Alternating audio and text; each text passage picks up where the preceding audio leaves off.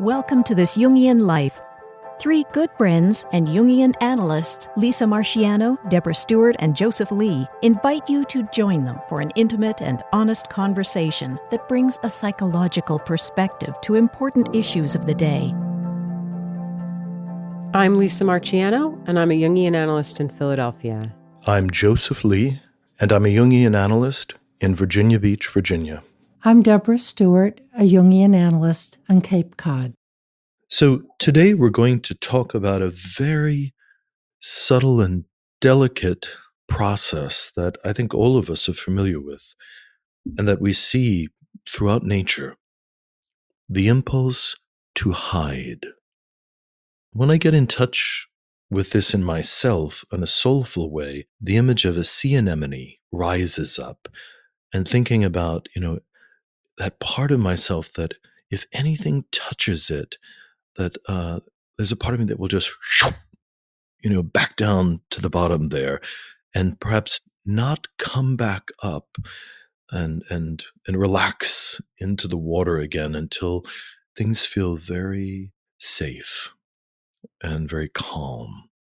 And I think about Jung talking about man's spiritual faculties being so delicate that they are like flowers that only bloom at night.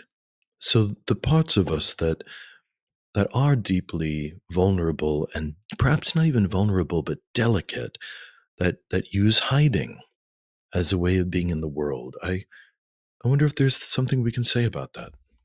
I'm thinking about how hiding appears in fairy tales, which are, I think of as our sort of psychic bones. They've been around for thousands and thousands of years because they're deeply embedded in the collective, in the human psyche.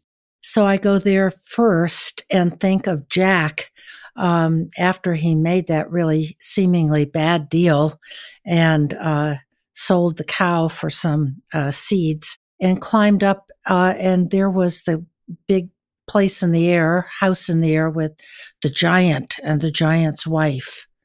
And he hid. Of when something is bigger than we are, when we're up against something that's giant and it's big and we're small, which of course is the story of childhood. We're small, grown-ups are big, the world is big. And so one of the many ways that we can cope with that is a kind of appropriate hiding and hiding then becomes a kind of shield against being overwhelmed. It's a practical solution. And in some tales, and I believe in Jack and the Beanstalk as well, the person who's hiding can kind of peer out over the edge of the cauldron or have a crack in the door or some such thing in order to see what's going on. It's not the same as burying your head in the sand. It's a self-protective strategy. Well, I'm also thinking about Jack and the Beanstalk, and Jack is generally characterized as a young man, maybe even just a pubescent boy. And I think of myself in puberty and how being hidden was such an important part of that stage, and how being overly scrutinized or overly commented on, or kind of going to a family dinner party and my parents, asking me to talk about school or to play an instrument in front of the family was just excruciating. And that the only thing I just needed for a couple of years was just to very quietly hide and to just gestate, in the darkness of that. Joseph, you're giving me hope that one day my adolescent boy will actually speak again. Yeah, I'm sure he's experiencing that same thing, that just don't look at me. Just let me move through the environment. You don't have any trouble talking now, it seems. So there's hope. I think that definitely changes a little bit later on. I'm thinking about what fun hiding can be too. Everybody, I hope, has played hide and seek. And I'm thinking about all the Harry Potter stories and his invisibility cloak. I would love to have some of those experiences, to be able to see but not be seen. Spying, yeah.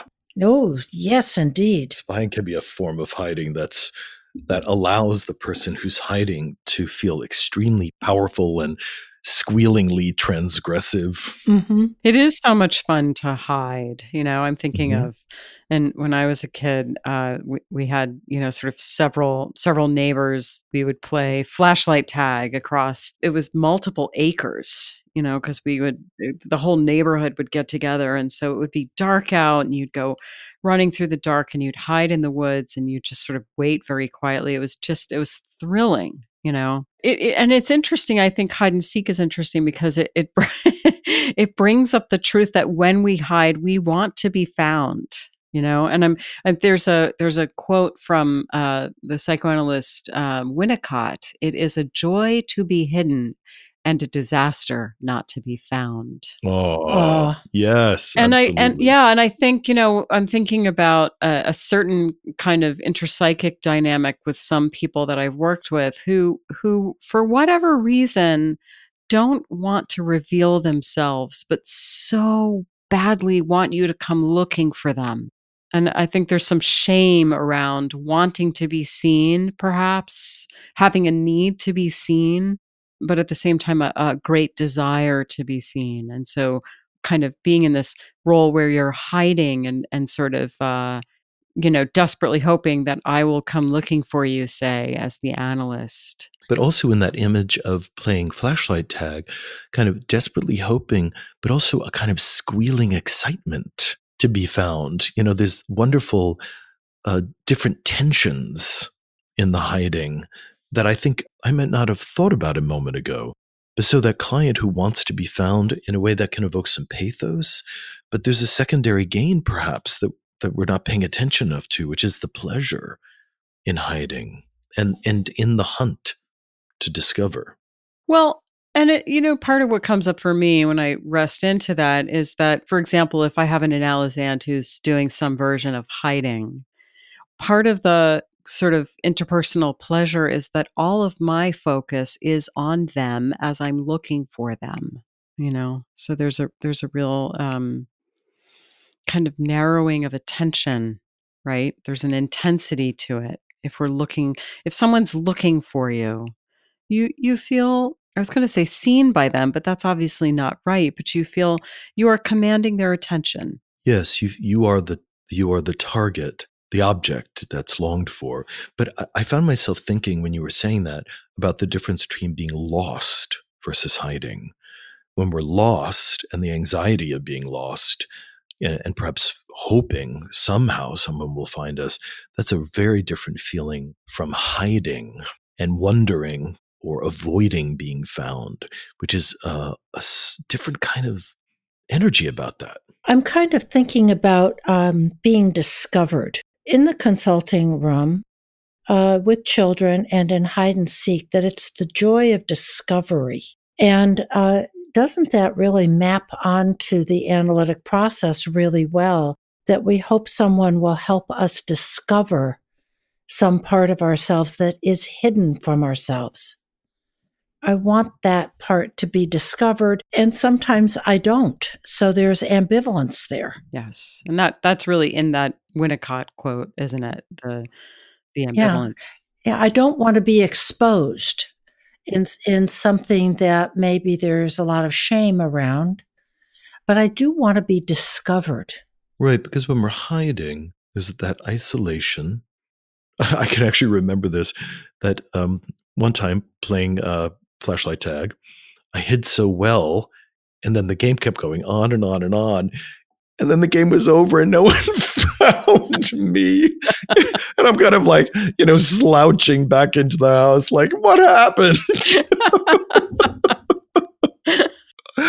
So yeah, we do expect the game to go on, or at least the feeling that we are part of a game, a group game, Mm-hmm. and that there is kind of a restoration, that we're going to experience. I'm also thinking about secrets and what I hide away sometimes from myself and don't want to know about myself. But I'm thinking in the context of adolescence about how necessary it is to have secrets. That I really don't want my parents to discover that I'm talking to some boy on the phone. And I might even go so far, heaven forfend, as to sneak out of the house. I mean, all the movies and stories about people going out of the house through the window for a tryst of some sort. And that stuff, boy, I'll be in trouble if they find out. And that we have to have a part of ourselves that is separate and that is secret, or that's a lie. You know, are these your cigarettes? No, they're not my cigarettes. I'm carrying them for my friend so and so. She just asked me to put them in my bag for her, and it's a lie. It's another way of hiding. I think we're talking a lot about how it's in service to various developmental sensitivities and how essential it is in particularly the first half of life. But what about when hiding becomes a problem? Like, for instance, I've certainly had clients come in and realize that they are hiding so much in their love affair that their partners are ready to leave them, that they're tired of pursuing them all the time, or tired of feeling that they are evasive, and it exhausts and frustrates other people. And I can think of this kind of personality type where a young man, actually, we might even call them an anonymous man, who has this great capacity to sense what a woman wants and to bring that forward, and to be rather mercurial and profoundly attractive, and to elicit a tremendous amount of passion, but then refuse to actually form a stable relationship, or refuse to see the person more than once or twice, or to disclose any information that might violate the fantasy that they've cultivated. So hiding then can become a habit that causes, frustration in the other person, and a chronic sense of not being connected in the person who habitually hides. So there's a real tension here between the hiding and wanting to be found, and the hiding and not. So the word hiding I think is interesting, because when we generally use it, it has a kind of intentionality around it. That when we're hiding, we're choosing to hide, and perhaps, let's say in the tragic story of Anne Frank, which is a story of hiding. It's in service to life itself, and being found is life threatening. And so the hiding is meticulously thought through and strategic, and understood to be life saving. But when hiding behaviors which arise in childhood are not properly mitigated later in life, that hiding can become a habit. And then what takes the place of the authentic personality is a mask. Jung called this being persona bound, or identified with the persona. The false self. Mm-hmm. So in Jungian thought, the messages that we receive from the culture, from our parents, from our teachers, which tell us, what is an acceptable way to be behaving, thinking, believing, feeling, we integrate that. We drink it in very deeply, and that those memories and experiences accrete together. They group together in the unconscious, and they become an independent complex. They become the persona, which is the Greek word for the mask that the actors used to wear in the Greek theaters. And so we need a persona, because none of us really live in a culture where everything that comes up in us can be outwardly expressed comfortably. So we have to accommodate the social environment to some degree. But there are times where the social demands on the personality are so profound, or the person is so motivated to hide, that the mask becomes the limit of the personality. And people then begin to believe that they are their mask. And there's a lot of conventional ways that can happen. Let's say after a long career, maybe somebody's worked for 30 years in a very particular career where monitoring their social behavior might have been very important. And they suddenly retire after 30 years. They may find that their corporate persona is the primary way that they think about themselves. and that behaving outside of that, well-groomed corporate personality feels very frightening to them or very alien to them. So the mask starts as a hiding and then becomes a structure that is imprisoning them. I'm thinking that really the essential divide here is between intentional hiding, whether it's hide and seek or something like what the Frank family had to do, and it's in consciousness that either I choose to hide or I have to hide, versus what is unconscious hiding. As you've described, Joseph, people become identified with their persona or a false self or part of a self, and then they're divided from a lot of what is in the unconscious, a lot of themselves that is unknown, that's hidden. But it's all been an unconscious process, like the person that works in corporate life and then doesn't know what else he or she really is made of other than a job title. Well, I think that it might be this kind of unconscious hiding behind a persona, but I think there are some kinds of hiding that we can do that perhaps are more conscious that still are not necessarily in the service of growth. I hope it's obvious by now that everything kind of has two poles, and I'm certain that there are times when we need to hide in service of growth. But I want to talk just for a minute about a kind of hiding that we might do that is not in the service of growth, and that's the way that we can just kind of take the path of least resistance in our lives, kind of avoid the encounter, hide our vulnerabilities, hide our fears, hide our desires, just because it's safe. We just kind of always play it safe. And what this brings to mind for me is the biblical parable of the talents. And I'm, interpreting this psychologically, of course. But if you might remember, the parable says something like the master's going away, and I believe that talents were a currency. So I'm thinking of them like coins almost, but I think it's an interesting word because it can actually translate into what we do with our actual talents. In any case, in the parable, he gives one servant, I think, 5 talents, and another servant 2 talents, and another servant 1 talent, and they each do something with the money that their master has given them. The first two, I believe, sort of invest it, and they make more money. They get more money back, and when the master comes home, they say, "Oh, look what I did! Look how careful I was with your money. I actually doubled it, or whatever." But the third servant played it safe and buried the talent in a hole in the ground. So the last servant hid it.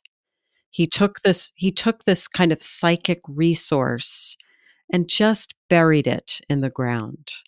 And when the master came back, he still had the 1 talent, but he didn't have any more. So I think psychologically that story is speaking to the need that we all have to risk something while we're here in this our one lifetime. And that hiding can be a way of playing it safe. And I've certainly had people, in my office who had a tendency to hide their talents because it was just safer. And that can be kind of deadening. It is deadening, eventually. I mean, like we said, developmentally, there could be a time period where it's even exciting to Mhm. hide Mhm. Or necessary. or necessary. But then there does come a point where hiding doesn't make sense environmentally, that the environment would welcome your talents, that your spouse, your family want to know you and see you, and yet the impulse to hide is still holding too much power. Yeah, and that could be, fear of shame. Mhm. When I think about the coming out process, we have young gay clients. This has become much more easy in our culture, but that's a relatively new position and isn't true everywhere in the United States. But a teenage boy or girl discovers their sexual orientation, and it's a profound, powerful secret, and the incredible lengths that most or many will go through to hide that from themselves, to hide it from the culture, to protect themselves. And then later in life, if that goes on too long, people can start to feel a little crazy from not owning that part of themselves and not expressing it. And then it can emerge or burst out of the closet, so to speak, in a way that is shocking or surprising to them or perhaps to their families.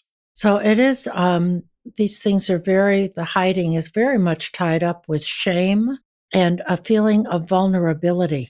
If people find this out, and, to use your example, Joseph, a young man or woman discovering that he or she is gay, this is really punishable still in many parts of the world, and they are vulnerable. But I'm thinking about just intrapsychically, we are called to become bigger than that which we fear as an inner process. We're called to become bigger, to integrate that of, well, how do I face this in myself? Maybe I'm afraid to go to graduate school. Maybe I'm a mom wondering if I can take care of my family and how we can afford it, but I really want to go to graduate school. How do I become big enough to say, at least I'm going to go and look at grad schools. I'm going to order some catalogs. I'm going to go talk to some people to sort of wrap our arms around those parts of ourselves, whatever it is that we fear that's too big for us, and go toward it for our own developmental sake. Yeah, that there is a time when we have to bring our soul out of hiding in order to bring us into right relationship with the self, with the most authentic parts of ourselves. And that might be something that we do internally and environmentally. That's a beautiful way to say it, that there is a time when we have to bring our soul out of hiding. That is lovely. I want to just switch tracks here for just a second and bring up another way that hiding might manifest psychologically. And that's in this common dynamic that many couples enact, where it's often referred to as one person is the distancer and the other person is the pursuer. So, what that can look like in a couple is one person is always trying to create more distance, maybe perhaps even literally avoiding the other person or just being a little bit withholding emotionally or something. And it provokes the other person to kind of run after the first person and be seeking more and more intimacy and connection, which often just makes the distancing person want to distance more, and then you're off to the races, right?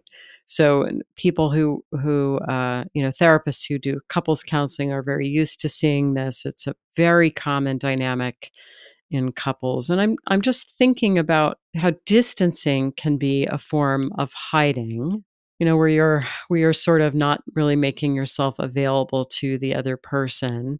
Ironically, becoming the pursuer is also a way of hiding because your focus becomes getting something from the other person, which means that you're not really focusing on, in a way, on being truly with yourself and available for real contact. Yes, I'm thinking that in the pursuing and in the hiding, it still doesn't bring up an image of conjoining, of meeting. Exactly. It's a way of it's honestly it's a dynamic that creates a certain safe distance for both people. And oftentimes, when the distancer starts to pursue, the pursuer starts to distance. Yes. Yes. So both of them are compliant with this idea of never really meeting. Mhm. So, what I'm thinking about is just for couples and between in our own internal systems between the you and the you, how hard intimacy is. It's hard to be known. It's hard for us to know ourselves, and it's hard to be known to another person deeply and intimately. And we distance, or we withdraw, or we keep a secret, or we hide. But they're all aspects of pretty much the same dynamic. I find myself moving towards this idea of the meeting, as somehow a medicine to chronic hiding and the whole archetype of the meeting. Rumi wrote a lot of poems about the meeting. And I think perhaps partially because of this life changing moment that he had in meeting Shams. Rumi was a 12th century cleric and uh, had this sudden meeting with this wild kind of desert mystic named Shams, and the dynamism of their connection changed Rumi's life and continued to change his life for the remaining years. And he wrote extensively about that. Um, Here's one Rumi poem. When I'm with you, we stay up all night. When you're not here, I can't get to sleep. Praise God for these two insomnias and the difference between them. So for Rumi, the meeting after all of the hiding is this kind of delicious, ecstatic process where he is ground up and brought down to his essential core and then brought forward again in this new and refined way that he surrenders to over and over and over again. And it's in the process of the meeting and the imminent intimacy that he realizes that that's what he was longing for, and that his previous life of hiding was the preparation for the intimacy of the meeting. Yeah, so in some sense, this is really a pair of opposites, isn't it? It is.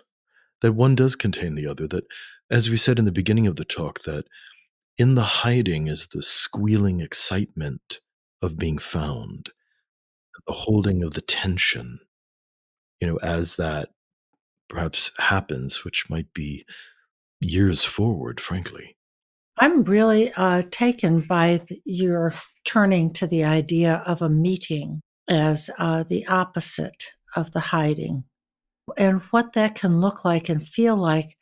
I think it can be ecstatic, and Rumi is a master of depicting and giving us words for that kind of ecstasy. But encounters can be really difficult as well. Yes. They can make you want to hide. Exactly. We can be afraid of what we might find, afraid of confrontation with the other. I'm thinking in a very literal way here with the Frank family. They were found and they were sent off to concentration camps. There's no guarantee in an encounter of how it's going to turn out. It's unpredictable. It's the risk you were talking about, Lisa, with the talents. It's a real risk often. Will I be found acceptable? Will my ideas take root? Will I be scapegoated? Will I be loved? Will I be celebrated? Will I be shamed? I think that I'm just thinking that in that particular moment, the Anne Frank tragedy doesn't quite fit for me, because I don't think of Anne Frank being found as a kind of meeting, because she was really being hunted, and when the hunted and the prey come together, that is a very different kind of tragic archetype. I think that when we're talking about the meeting, we're hoping that it isn't a hunter prey dynamic. But it can be. It can be, and you're right. That is the shadow in this story. That hunter and prey are there. Worst case, the encounter can be annihilating. Best case, the encounter can be ecstatic. And I'm thinking internally of what an encounter with hidden parts of ourselves can mean. It's usually an encounter with shadow, an encounter with one's greed or one's weakness or selfishness or some other characteristic that I don't want to go off to meet that part of myself. And it's risky business. That makes me sort of want to lean into a slightly different sense of the word hidden, which brings up the word occult, which actually the etymology of that word comes from, to hide or conceal. So, and it means one meaning of the word occult is hidden. And it's the way that which is secret or mysterious or not quite available to consciousness readily is hidden. So it's something that maybe is a little bit bigger than that which can be consciously assimilated easily by the conscious personality, that's another meaning of the word hidden. So hidden knowledge, for example, like we find in dreams. And I was thinking of magic. I don't know very much about magic, but I was thinking about occult knowledge as being on the edge of being dangerous. Perhaps, but I think that kind of esoterica is called occult in as much as it was hidden from public view, or not known by the average person, or perhaps held by secret societies that required oaths of secrecy. So it had more to do with describing it as being hidden and perhaps needing to be hidden.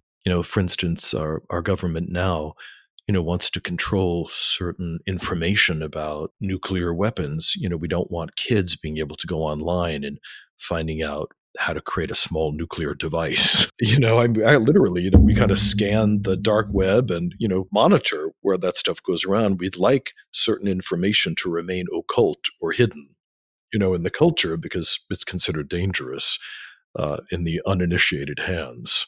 But I'm also thinking about the way some things are hidden from us because they are overwhelming. And I go to the story of Adam and Eve, that when Adam and Eve eat from the apple and they become awake or aware of things, their first impulse is to hide because the archetypal magnitude of God is overwhelming, and they have this experience of shame and smallness and their vulnerability, which of course then changes the relationship between Adam and Eve and the divine. But that is also part of consciousness. When you guys, as you're raising children, isn't there a point where your children finally start becoming shy, or let's say conscious of the fact that they're naked? And that must be a very pivotal moment when you're raising a child, that being clothed in your presence is important to them, that it's too intense. Yeah, it's a sense of kind of being an individual, really, your own sovereign individual. I Mhm. am distinct from you, and I can keep some things hidden from you. I mean, I think the ability to have to hide an aspect of oneself, or we could say have a secret, is actually important to having a sense of one's individuality. Mhm. And that it's overwhelming to be seen too much, that the shattering gaze of being seen too much at various times. I liked your word sovereignty, Lisa, of having the choice and the control of one's sovereign physical being and who sees it and who doesn't. We all know teenagers get very self conscious about their bodies, and it's the sort of proverbial awkward stage, quote unquote. So it's hard to grow into ourselves. It's not an altogether comfortable process of meeting ourselves, even in that very developmental, normal way. So, one of the themes that I had in mind when we were choosing the hiding topic was the emergence of a certain kind of spiritual delicacy that in the work and in approaching the self, as we penetrate our wounds and our trauma and perhaps our characterologic distortions, and we start getting closer and closer to the center, I think that the self is experienced at first as this very fragile, delicate, and sometimes retreating force that is perhaps not as resilient as it used to be, or perhaps the individual doesn't feel as resilient as they used to be when they were well armored. But in this process, when the armoring has really been taken down and the soul is more rawly experiencing life, that hiding is sometimes a natural defense of the delicacy of the soul, and perhaps only a temporary way of managing the direct encounter with life, which may not have happened before. As you talk about that, Joseph, I think that, it really comes right up against what happens in the psyche when people have experienced trauma. And the work by Donald Kalshed has really been groundbreaking in this regard, that one part of the personality moves on precociously and manages and copes and seems like the ego part is doing just fine. But another part of the self, a younger part, a vulnerable part, or as you say, a delicate part, like the sea anemone, hides in order for it to be protected as it must necessarily be. That very vulnerable, special inner soul has to survive and will survive and goes underground. And we do hope that as time goes on and opportunities can arise, so that that part of the self can be retrieved and can be brought into more a fuller sense of life. Kalshed's book, The Inner World of Trauma, that's the title, and we'll put that in the show notes. And his latter book, Trauma and the Soul, is his newer book that Yes. advances Yes. those ideas that the soul can often be hidden away, like some kind of luminous creature at the bottom of a great chasm in the ocean. And it has a kind of life, a kind of dreamy, archetypal life down in the dark. But if we're lucky enough to have that reconnected to the outer world, there are special requirements that the soul in its emergence makes on us. And I think that that's something that we can appreciate with our clients and any of us that have survived trauma, that the movement between withdrawing and hiding and then venturing forward delicately and softly, exploratorily into the environment, to see what it's like for the soul to brush against life, its joys and its vicissitudes. Well, in a way, that part of the soul, according to Donald Kalshed, can really be hidden in a very almost locked away, secure vault of some sort inside person.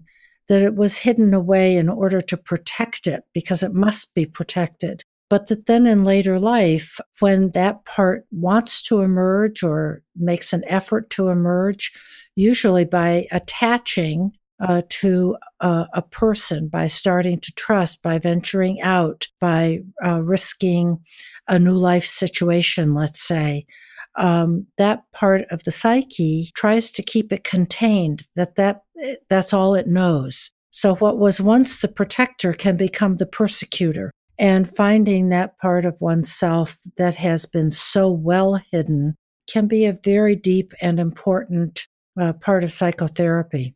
Yeah, there's one fairy tale image that relates to all of this. I think for me, it really captures it, and it's this image from the Grimm's tale, Many Fur.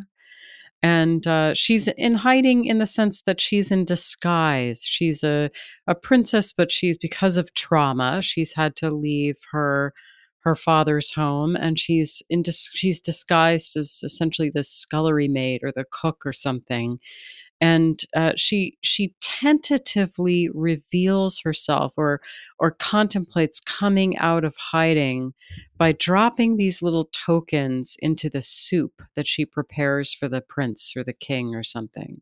And it's only after he can recognize those for what they are and value those tokens of her that she really comes out of hiding and reveals herself. Yeah, that's a wonderful image for this process. And the many fur is that she's covered with many furs that are all kind of dirty and shabby and shaggy, and disguise her as almost, some kind of a wild animal instead of a young woman.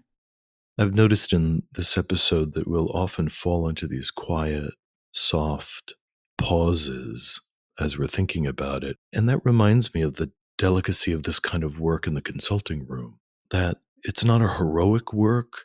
It's not something that requires force from the side of the analysand or the analyst, but it's something where the right conditions happen and then something emerges. And I think the soul emerges even to the surprise of the analysand, to the individual, that it's not uncommon for somebody to kind of march into the office and tell us what the goals of the treatment are going to be or what they're going to talk about today. And then perhaps after several weeks or months, to be surprised that in the middle of a session that tears roll down their cheek, or that they suddenly find themselves breathing heavily, although they wouldn't have chosen to feel that vulnerable about a particular topic.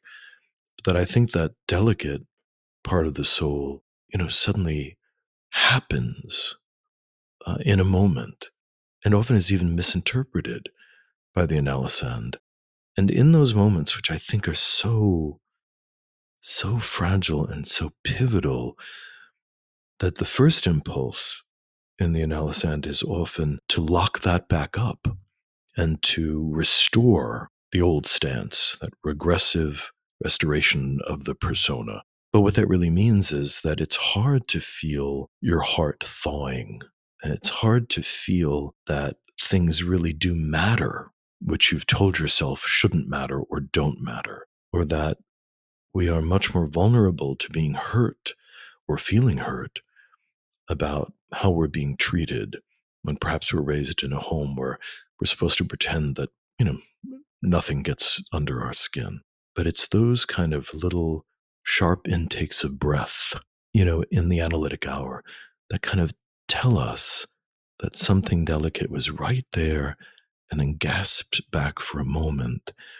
And that's the little crack, that we're looking to wait near. And the image that it brings to me is, Romeo and Juliet was based on a much older play called Pyramus and Thisbe. And a great amount of the dramatic action happens as the two lovers whisper through a crack in the wall. Mm-hmm. So I think that's kind of the spirit of what I wanted to share in this particular episode. And now it feels like we have come to a rest.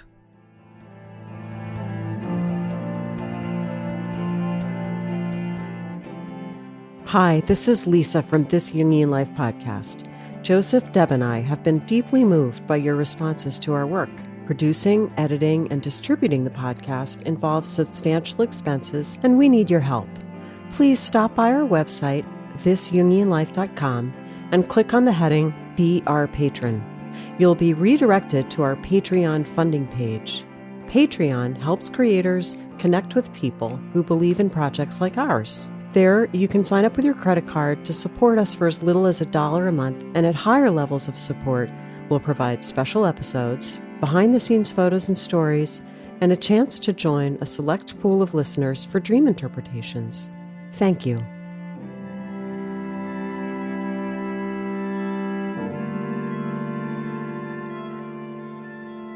Time to bring in a dream. And this week's dream is sent in by a woman who is 25 years old.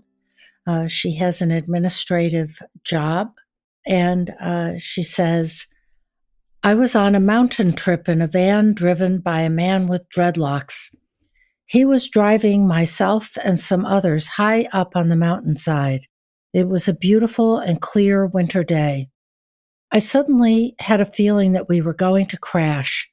It was a very windy road, and he was driving so fast that he couldn't make the hairpin turn. We flew off the road and into midair. Life was suddenly in slow motion, and I thought I should try to call my boyfriend while we were flying through the air and tell him what was happening. I awoke before the van started to fall. And she adds as context that she was feeling frustrated with work and her skin that week, frustrated about motivating herself and frustrated over a chronic problem of eczema with her skin. She marveled at the beauty of the mountain and the sensation of flying off, and lives near a mountain range and does often marvel at them. So what do we make of this? Well, I think anytime that I hear about something that in the natural world would be really dangerous, like flying off of a road, that I have to notice the kind of gasp, that my body responds, that if I enter the dream imaginatively, it's alarming. It's an alarming image. And so just metabolizing that to me seems like a first place that I go. Well, and the context around that can matter a lot, right? I mean, sometimes there's an alarming image, but there's something about the context that seems to mitigate the alarm that I might have, or it seems to point in some other direction. Or, sometimes in a dream, there can be something that looks frightening that maybe even entails the potential death of the dream ego. But when you think about it in the larger context, it seems like, well, sometimes it is right that some part of us dies because something larger is coming into being. But I'm not sure, and I haven't walked around this dream fully yet, so I want to be provisional. I don't know that that's the feeling that I'm getting about this dream. I mean, for one thing, we notice that she is in a van that is being driven by someone else. So she is a passenger. So what part of the psyche is driving? That happens frequently in dreams. And it's always, well, it can be a concern when the ego's not driving, but it can also be the start of a tremendous adventure when some other part of the psyche is leading the way. I often think of cars, of what kind of a car? Is it one of those little smart cars? Is it a great big truck? So she's in a van, and I think of those as automobiles and vehicles as images of the ego. A car or a van goes where you want it to go, not on a predetermined route that with other people that are strangers. So I'm thinking that if this is an image of her ego of what's a van, it's bigger than just a sedan. They're often very enclosed vehicles. They don't have a lot of windows. Up front, there are windows, but the rest of it is usually solid. A van is for transporting stuff. Well, I would, as a driver of a minivan, I would say that I think we'd have to have the dreamer with us to know exactly what kind of van this was, because it could be a van for personal use, or there are also these sort of shuttles that are, that are kind of more transport vehicles. So I don't know that we can say too much about the van and be certain, but it's certainly a good thing to be curious about. But a van is big, and whatever it has room to contain people or things. Yes. So if I had the dreamer here, I would really want to know about the man with dreadlocks. Yeah. And I would want to know what she thinks about this man, how she feels about this man, and even, what are some of her associations to dreadlocks? Where I've gone is the psyches may be making a pun. There may be real world context, but it starts with the word dread. And then she has a feeling, she has a premonition in the dream that we're going to crash. Then the van does fly off the road. So it feels like there's a triple kind of pointing to a kind of affect here of something bad being kind of foreseen, and then it happens. Mm-hmm. So you're really pinging off the syllable dread. I'm just picking up what seems to me a possible kind of theme of dreading something, having the premonition, and then it happens. Well, I'm thinking about the word dread in the word dreadlocks, and then I'm thinking about her main feeling in the dream being marveling at beauty and the sensation of flying. And so the word dread kind of moving through the environment of the dream could suggest a feeling that's missing in the dreamer, that people might normally feel dread at being in a careening van, or even have the premonition itself might evoke a feeling of dread that could motivate the dreamer to tell the guy, listen, let's be really careful, I'm feeling uncomfortable. But those kinds of things don't happen. So if there's dread, it's very secretly held. Yeah, she does say she feels shock, but I think you're absolutely right. There is kind of a disconnect in this dream between what the primary experience at the feeling experience that the dreamer identifies, which is marveling at the beauty, and what's actually happening, right? And my guess is, I mean, the story that I make up is that perhaps there's something similar like that going on in this dreamer's life. That there's a way that she's sort of underreacting to something in her life that is concerning, that the ego is not really mobilizing an appropriate kind of concern response to something that's happening in the outer world. Yes, and that the ego in the dream, in all of the scenarios, is rather passive. That so the fellow's driving the van, but we might fantasize in several of those moments, why isn't she reaching over trying to grab the steering wheel or trying to respond in some way? But there is a kind of a feeling of this kind of passive sweeping, being swept around in what's happening. So the driver is driving too fast, right? And it's high up on the mountain. So there is this that brings up this term kind of inflation. There's some things flying too high and too fast. And then of course we think of the story of Icarus. And dreams can kind of send us a warning. And this feels a little bit like a warning dream, that maybe there's a way in her life in which she's flying a little too fast and too high, and that she needs to be careful and pay attention. Now, given the little bit of context this dreamer has given us, again, I'll sort of venture really just an imagination. She says something about, I'm frustrated that I can't motivate myself at work. So that, I mean, that can really be a real experience, right? You're at work and you should be doing something, you need to be doing something, and you're just kind of watching yourself not doing it, you know? And it can be like sitting in sitting in a van and watching someone careen off the road. It's like you're watching yourself drive right off the road because, depending on what kind of job you're in and how badly you're skirting your responsibilities, that can wind up with you getting fired. Yeah, there could be a repercussion for being too passive while other forces are swinging things around. But when I also think about this, the driving too fast and the swerving, I often want to ask whether or not there's a history of bipolar disorder or hypomania. And sometimes people can go through periods where the brain chemistry alters and they have too much energy. They're not, they're unable to concentrate. They're not sleeping, any number of things, and feeling that they're not in control of the vehicle.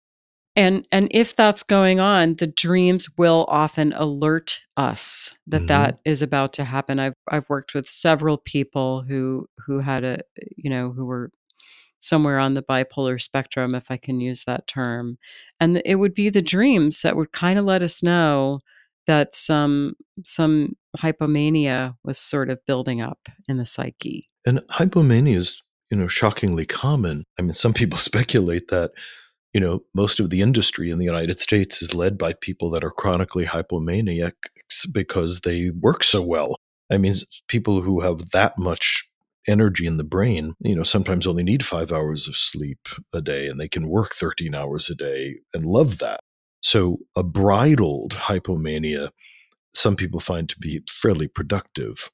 Yeah, it can be very adaptive. It can be adaptive and in our culture rewarded highly. But there's another side, there's a shadow side to both hypomania and then a full bipolar mania, is that the energy can get so wild that people lose track of reality.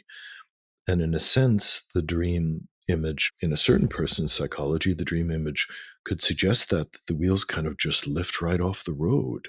And when I think of people being horribly sleep deprived, they can kind of go soaring into the flights of fancy or hallucinations or other kinds of strange thinking patterns, which do leave them kind of out in midair, wondering, how did I get here? And it's not until after they hit the ground and have to deal with the repercussions of things that, in retrospect, they can think, wow, I can't I can't believe that I thought that or did that.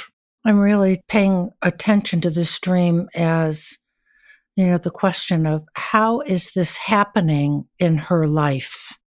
How is this happening? Is it at work? And is it with your skin as well?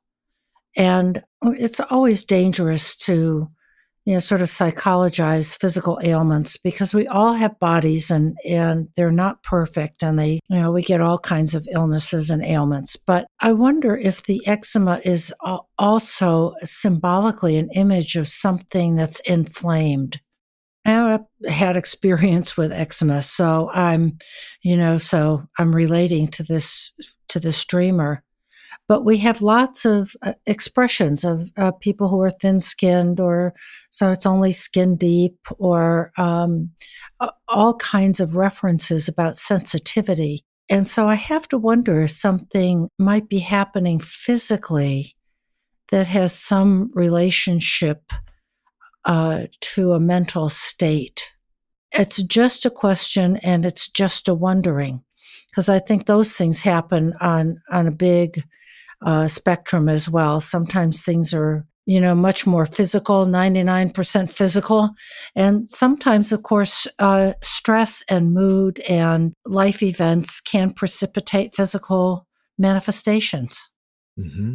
I think that the early psychoanalysts back in the 1940s even published a theory that eczema seemed to be more frequently noticed in individuals who were suffering a kind of childhood emotional angst at being unable to express their anger and hostility for their mothers after being rejected. That seems kind of convoluted and complicated. But I think the early psychoanalysts had a feeling that the body was very sensitive to stress and internal conflict, and using their psychosexual systems, they tried to imagine or notice what kinds of internal conflicts seem to manifest in those conditions. I have to step in here and say that those early psychoanalysts had a tendency to blame a lot on the mother. And so I want to, as a mother, I'm here in this place of I'm defending all mothers. But there might be something going on in the psyche that relates to the physical condition. And she's frustrated. She says, I'm frustrated with work and my skin that week, and frustrated that I can't motivate myself at work, and frustrated that I can't resolve my eczema. So there's a lot of frustration going on in 2 sentences. So is frustration a place that her psyche goes to? That energy wells up in the psyche, energy for change wells up in the psyche, and then has a hard time mobilizing into effective action. Or gets suppressed and has to come out in other ways. But I'm resonating to what you're saying and just kind of building on it. Mm-hmm. Mm-hmm. And being chronically frustrated really lets us know that there's some piece in the psychic structure that's really struggling to make things work for them. Some disconnect. She also, the compensatory place here, like a seesaw balancing this out, is that she says she marvels at the beauty of the mountain and the sensation of flying off in the dream. And she lives close to mountains and has the same feeling of marveling. So I'm wondering if there's a way in which when the going gets tough, she just sort of wafts herself, up above the problem and disconnects from it in a way. And by the way, it feels not unimportant to remember at this point that this dreamer is only 25, which I think a lot of the dynamics that we're talking about are actually pretty common in the mid-20s. I mean, I think the psyche of this person, as I'm of course imagining. I mean, we don't know this person clearly, but I don't think this is that unusual for someone to be struggling with these things at this age. If the same kind of issues came in when someone was 35 or 45 or 55, I would feel kind of differently about it. But there's a way in which a lot of this feels sort of developmentally kind of in the range. Yeah, the 20s are, I'm remembering from one of my early psych courses, they said the 20s are about finding the dream. And we try different things on where it's not always clear what we want to do or where we're going.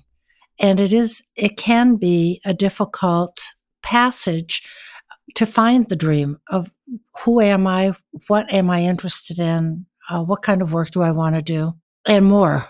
And this young person is writing down her dreams and interested enough in them to send us one of them. Yes, So yes, exactly. I feel, though it may not be particularly relevant to this dream, I do want to, since we are speaking about dreams as kind of warning, playing a warning in the psyche, I did want to reference this story that Jung tells about a friend who used to make fun of him about his dream interpretation, and he runs into him in downtown Zurich one day, and he kind of the friend kind of laughs at him and then says, "Hey, I had this dream." And here's the dream.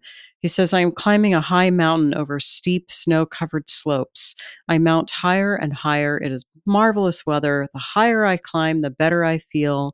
I think, if only I could go on climbing like this forever.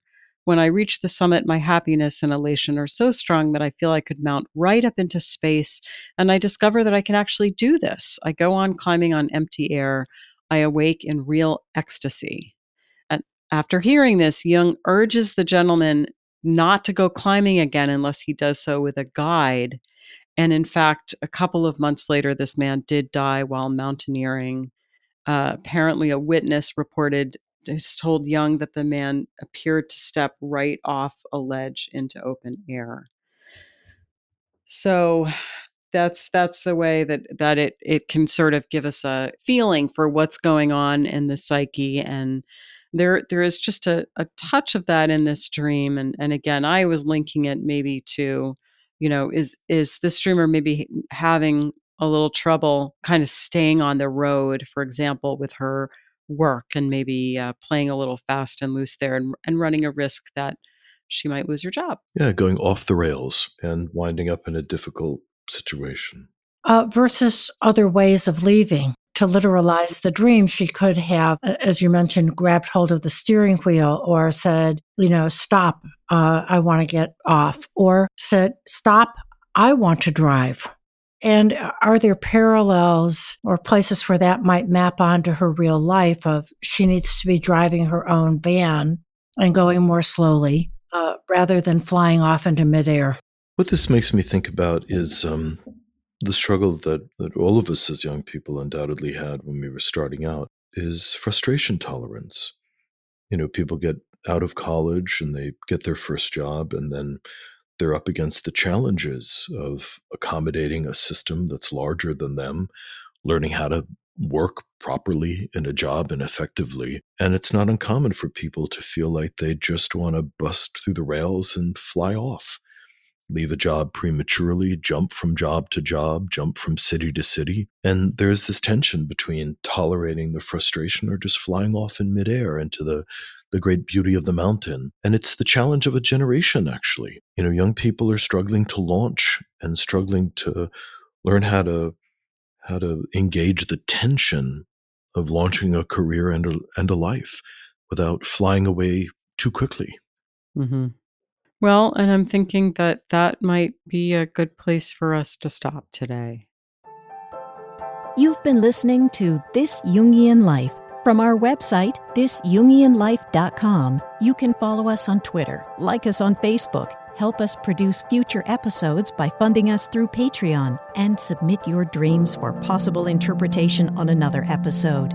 We'd like to thank our listener who shared a dream for today's show and hope you'll let us know what topics you'd enjoy hearing more about. Until next time, keep living this Jungian life.